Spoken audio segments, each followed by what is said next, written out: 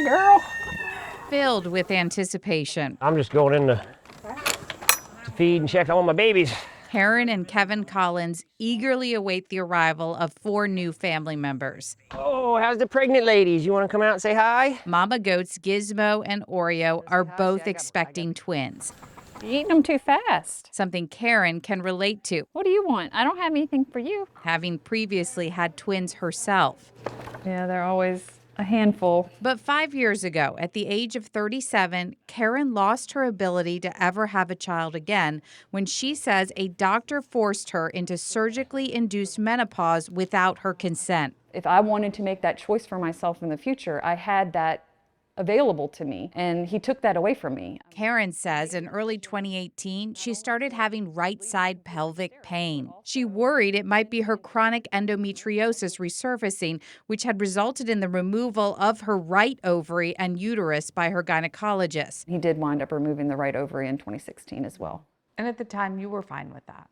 Yes, I had agreed to that. It was clearly listed on my consent form. I had discussed it thoroughly with the doctor. But by 2018, she says a CT scan showed she could have chronic appendicitis, so she decided to have her appendix removed by a general surgeon. She also formed a plan with her gynecologist to have him participate in the surgery. Once he got in there, if he could visually see that there was any endometriosis that was attributing to the right side pain that I was experiencing, that he would go ahead and take care of that while he was in there as well. Prior to the surgery, Karen signed this operation consent form where she authorized her gynecologist to perform a Da Vinci robotic laparoscopy, a possible firefly, and a possible lysis of adhesions. But when she awoke after surgery, she learned her gynecologist had removed her only remaining ovary. That's not what we discussed. It wasn't what was planned. It wasn't what I wanted to happen to me, and he made that decision without my permission. Karen suddenly stopped producing hormones, forcing her into immediate menopause. Within a few days of the surgery, the hot flashes,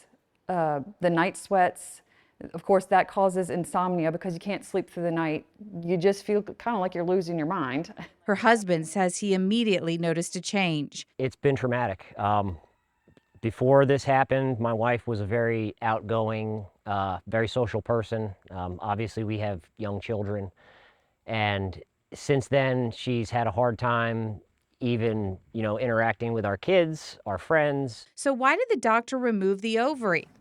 After the family filed a medical malpractice lawsuit, the case went to trial in civil court. During testimony, Karen's gynecologist acknowledged it was not the plan to take that ovary, but because of the appearance of it and the 2 centimeters of necrotic dead tissue on the exterior of the ovary, he, quote, didn't feel comfortable leaving it in there. He also said he felt the condition that he saw needed to be addressed right then and there, though he admitted that Karen's life was not in danger at the time. But the hospital consent form Karen signed does say that during the course of the procedure, unforeseen conditions may be revealed that necessitate extension of the original procedure or a different procedure, and that the signee authorizes and requests the doctor to perform procedures as necessary and desirable if deemed to be in my best interest. It's what makes her a woman, and it was taken from her, and it's not right.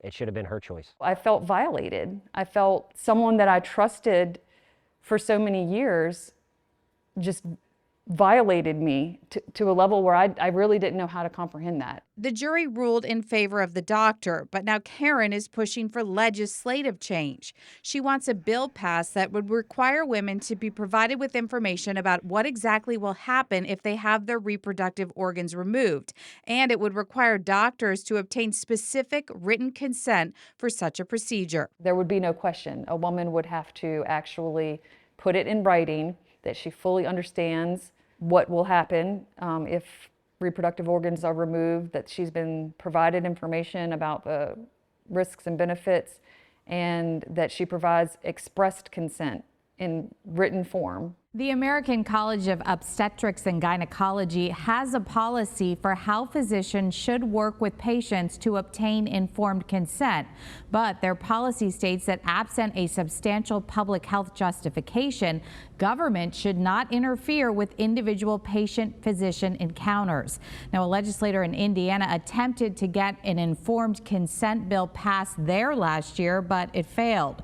Virginia delegate Bobby Orrock says he is pursuing possible legislation after meeting with Karen Collins. Karen is also appealing the jury's decision from her civil case. I'm Melissa Hipolit for CBS 6.